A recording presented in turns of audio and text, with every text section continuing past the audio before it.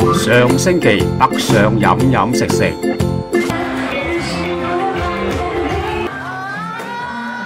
終極係過嚟買部航拍機，賺埋退稅嘅折扣。先同大家講下北上購物退稅4個要點。第一，要知道你所買嘅嘢係咪可退稅商品，唔係全部商品都可以退稅。第二，你所買嘅嘢是否喺可退稅商店買。第三，你是否境外旅客，包括外國人、港澳台人士。第四，你是否喺可退稅港口離境。第二日去北沙嘅華發商都會買航拍機，我上一部嘅 Leo 都經佢買。今日過嚟買部 Mini 5 Pro 啊！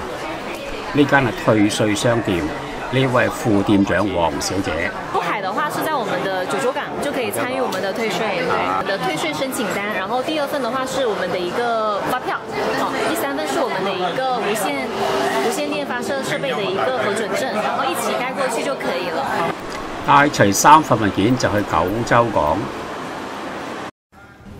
大家好，我係 Alan， 而家喺珠海嘅九州港啊，準備搭今晚6點船返香港。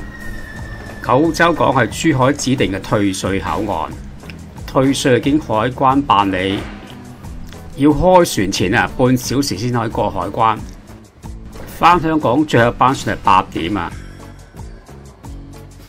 好啦，等到夠鐘過關啦，大家緊記買個商品唔好開封，出示回鄉卡同埋買航拍機嘅3份文件，比我想象中仲要快啊！過咗海關蓋咗印，就到最後一個流程，到口岸銀行辦退稅到帳，全程有辦理到帳15分鐘都唔使。